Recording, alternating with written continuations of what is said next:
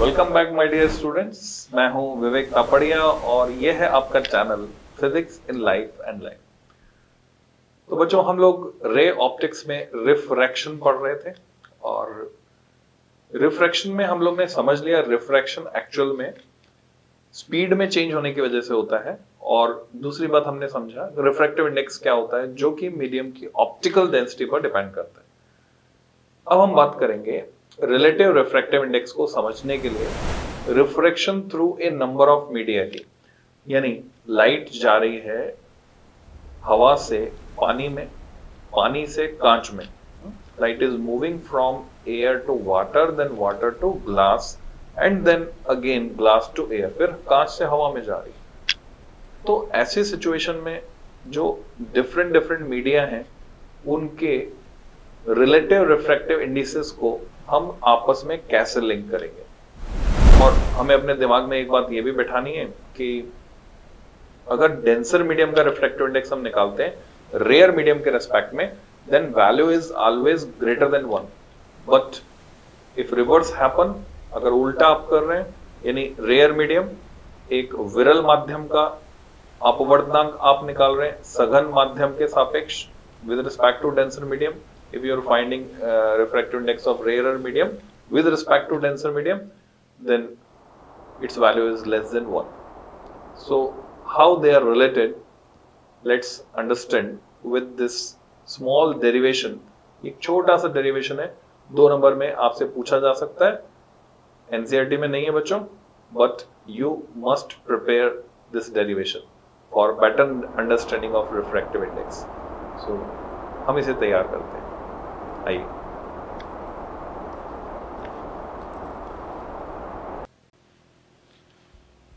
तो students let's start with the derivation. तो चलिए ये हम व्यंजक व्युत्पन्न करते हैं बच्चों, जिसमें हेडिंग आप ये लगा सकते हैं refraction through a number of media, विभिन्न माध्यमों के द्वारा अपवर्तन। तो इसको कैसे दर्शाएंगे और रिलेटिव रिफ्रैक्टिव इंडेक्स जो अपेक्षिक अपवर्तनांक है उसको हम आपस में कैसे संबंधित करेंगे वो समझते हैं। सो सपोज कोई लाइट रे जो है हवा से पानी में जाती है, फिर पानी से कांच में जाती है और फिर कांच से वापस हवा में। तो आपको क्या करना है, ये एक रेक्टेंगुलर ब्लॉक आपको बनाना है। रेक्टेंगुलर ब्लॉक बनाने के बाद हम ये मान लेते हैं कि ये जो बर्तन है वो आधा कांच का बना है, लगभग आधा। और ग्लास को दिखाने का तरीका ये है, दिस इज द रिप्रेजेंटेशन, इसका मतलब ये ग्लास है। बाकी यहां पर जो है पानी है, ऊपर पानी भरा हुआ है। तो इसको लिखकर बताएंगे एयर सबसे ऊपर, ये बाउंड्री यहां से शुरू हो रही है और इधर पूरी हवा है, बीच में पानी वाटर। अच्छा, उसके बाद ये आ गया कांच glass, which is more optically denser then water, उससे ज्यादा घना है। तो ऑब्वियसली पानी में स्पीड कम होगी हवा से और कांच में और भी कम हो जाएगी। और नीचे बच्चों फिर से हवा है, तो लाइट रे जो है वापस जहां से आई वहीं चली जाएगी, हवा से हवा में। तो अब हमको ये देखना है कि ये किस तरह से बैंड होगी, नॉर्मल के पास आएगी या नॉर्मल से दूर जाएगी। सपोज लाइट रे को मैं ग्रीन कलर से दिखाता हूं और थोड़ा सा डायग्राम की क्लैरिटी के लिए हम ज्यादा इंक्लाइनेशन के साथ इसको कंसीडर करेंगे। हमेशा आप लाइट रे में एक एरो दिखाएंगे जो ये इंडिकेट करेगा कि किस तरफ से किस तरफ जा रही है ना। ये कंपलसरी है, मैंडेटरी है एरो को दिखाना। और माना कि ये इंसिडेंट रे जो है वो है PQ। PQ is the incident ray. अब पॉइंट Q पर हम नॉर्मल ड्रॉ करेंगे। Suppose this is normal N1। तो यहां पर जो एंगल ऑफ इंसिडेंस है और एंगल ऑफ रिफ्रैक्शन है वो मैं मार्क कर सकता हूं। I is the angle of incidence। After refraction रे बैंड होकर नॉर्मल के पास आएगी, क्योंकि विरल से सघन माध्यम में जा रही है, तो रे बैंड हुई, नॉर्मल के पास आई, it means angle R will be lesser than angle I। तो इसको मैं R1 लिख रहा हूं क्योंकि एक से ज्यादा मीडियम है, फिर से रिफ्रैक्शन होना है। अब इस सेपरेटिंग सरफेस पर फिर से रिफ्रैक्शन होगा वाटर ग्लास इंटरफेस पर। यहां पर फिर से मैंने नॉर्मल ड्रॉ किया, सपोज इट इज N2, साथ ही साथ मैं एंगल मार्क कर देता हूं, अल्टरनेट एंगल है बच्चों, R1 ही होना है। और अब रे जा रही है ग्लास में, it will band further towards the normal, और पास आएगी। अब ये जो नया एंगल है, माना कि वो है R2, तो फिर से नॉर्मल यहां पर हम खींचेंगे क्योंकि अब कांच से हवा में जाएगी ray. Suppose this is normal N3 and this angle which is alternate angle, एकांतर कोण है बच्चों, ये भी R2 होगा। और अब रे बैंड होकर बाहर जाएगी। अब जब वो जा रही है घने माध्यम, डेंसर मीडियम से रेयर मीडियम में, तो नॉर्मल से दूर हटेगी ऑब्वियसली, और हम ये प्रूव कर देंगे बच्चों कि ये पैरेलल होगी। ये प्रूव करेंगे हम अगले डेरिवेशन में, नेक्स्ट डेरिवेशन में we will prove that angle I must be equal to angle E।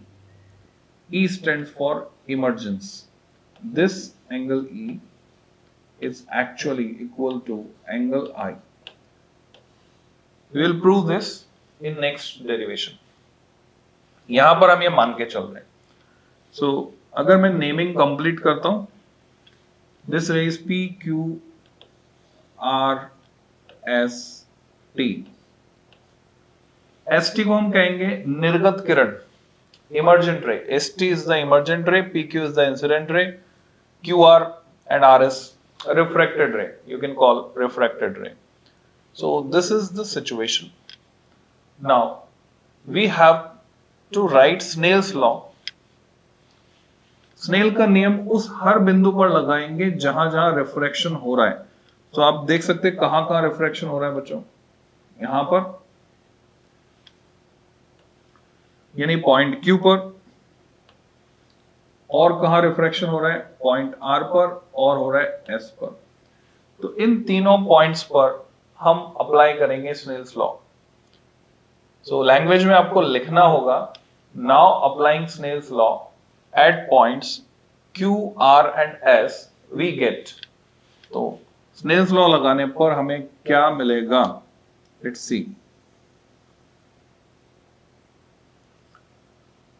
तो मैंने लगाया स्नेल्स लॉ पॉइंट P पर, Q पर और R पर। तो देखते हैं क्या क्या मिलेगा।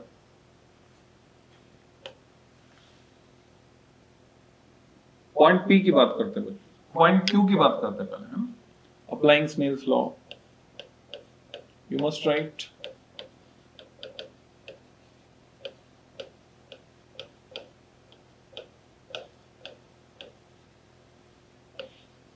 at point Q, R and S we get. So we know that N2 upon N1 equal to sin I by sin R. So what is N2? N2 upon N1 हवा से पानी में, तो हम इसको लिखेंगे refractive index of water with respect to air. This is a way of representation. और भी कई तरह के रिप्रेजेंटेशन है, आप उनको चूज कर सकते हैं। जैसे रिसेंटली एनसीईआरटी ने जो सैंपल पेपर इशू किया है, उसमें A लिखा हुआ है लेफ्ट में N के, और W लिखा हुआ राइट में। ऊपर भी लिख सकते हैं, नीचे भी लिख सकते हैं। उसका मतलब है हवा से पानी में जा रही है, वो आपको समझना है। So how much it is sin I upon sin R1, equation 1। R पर लगाते हैं तो मैं लिखूंगा कांच में जा रही है, refractive index of glass with respect to water, पानी से जा रही है, and it becomes sin R1 divided by sin R2. This is equation number 2.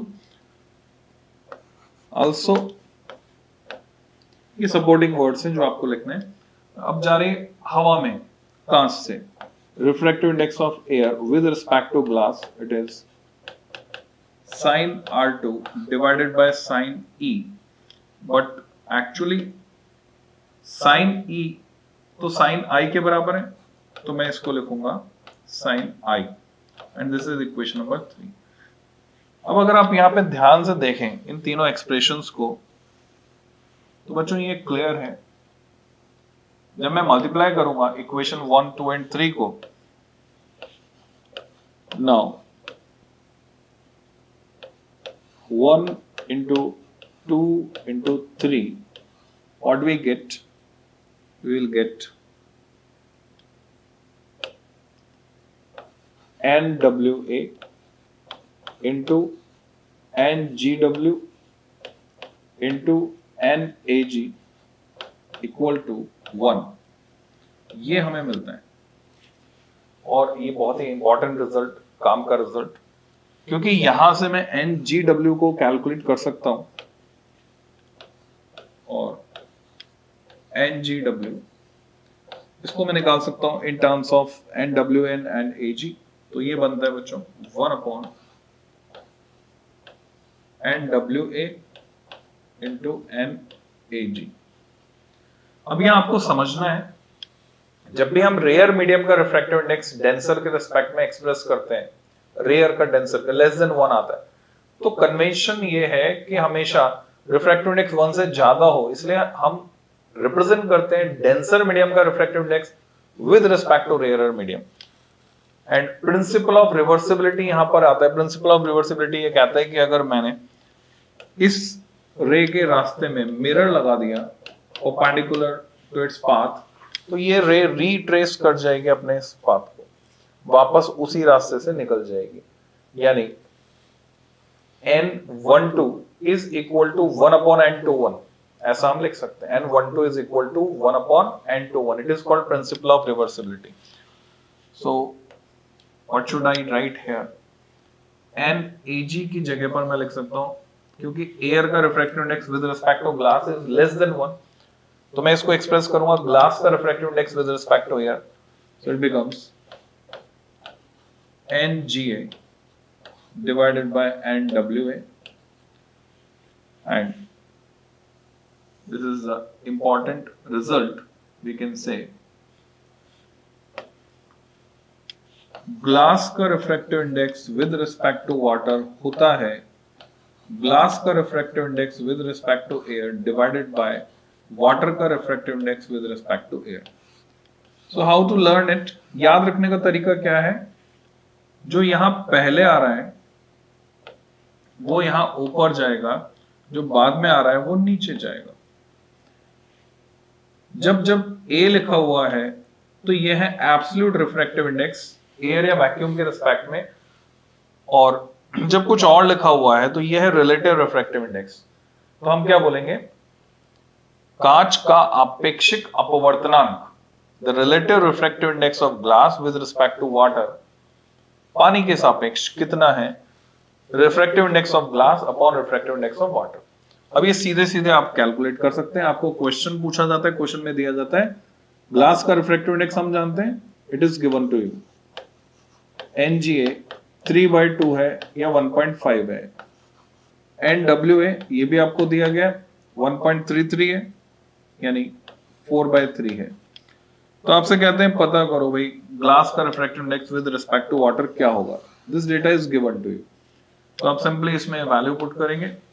Value put करते आपके पास रिजल्ट आएगा 3/2 divided by 4/3 means 9/8. Obviously it must be greater than 1 because आप किसी डेंसर मीडियम का refractive index with respect to rare medium निकाल रहे हैं, जैसे कि यहां पर अगर आपसे पूछा जाए वाटर का refractive index with respect to glass, so how to write it? Refractive index of water with respect to air upon refractive index of glass with respect to air. and when you put the values, then you will get 4 by 3 divided by 3 by 2, so we get 8 by 9. Obviously it is less than 1. तो मैं समझता हूं आपको समझ में आ गया होगा बच्चों. इससे रिलेटेड और क्वेश्चंस आप कर सकते हैं. तो एक सेंस जो आपको दिमाग में सेट करना है वो ये है कि ऑप्टिकल डेंसिटी में डिफरेंस जितना ज्यादा बढ़ेगा दो मीडियम में, ये रहा आपका पूरा derivation. Complete article is visible here. और छोटा तो हो गया, और आई थिंक आप वीडियो को रिवाइंड करके देख सकते हैं, पॉज कर सकते हैं, सारा कंट्रोल आपके पास है. सो जब भी आप किसी दूसरे मीडियम का रिफ्रैक्टिव इंडेक्स किसी और मीडियम के रिस्पेक्ट में निकालना चाहते हैं तो आप इसे यूज कर सकते हैं. This is the method how to relate different refractive indices. This is the method. तो क्या फर्क पड़ता है, क्या सेंस आपको सेट करना है दिमाग में? ऑप्टिकल डेंसिटी का जो डिफरेंस है, अगर मैं बात करता हूं बच्चों हवा और पानी की, उसके कंपैरिजन में पानी और कांच में कंपैरिजन नहीं किया जा सकता. ये बात समझनी है आपको. हवा और पानी का कंपैरिजन आप पानी और कांच से डायरेक्टली नहीं कर सकते, क्योंकि ये सेंस नहीं बन रहा. पर दोनों में एक मीडियम सेम है तो कंपैरिजन किया जा सकता है. तो कैसे कंपैरिजन होगा? पानी और हवा में जो ऑप्टिकल डेंसिटी का डिफरेंस है वो कम है, हवा और कांच में जो डिफरेंस है वो कंपैरेटिवली ज्यादा है. तो हवा और कांच में ऑप्टिकल डेंसिटी का डिफरेंस ज्यादा होने से कांच का रिफ्रैक्टिव इंडेक्स ज्यादा है पानी से.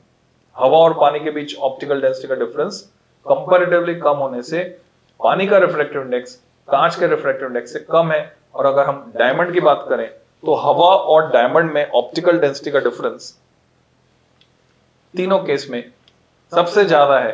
सबसे ज्यादा है तो ऑब्वियसली डायमंड का रिफ्रैक्टिव इंडेक्स भी सबसे ज्यादा है, दैट इज 2.4, जो मैं आपको रटवा दूंगा. तो बच्चों मिलते हैं फिर नेक्स्ट लेक्चर में. Till than happy learning.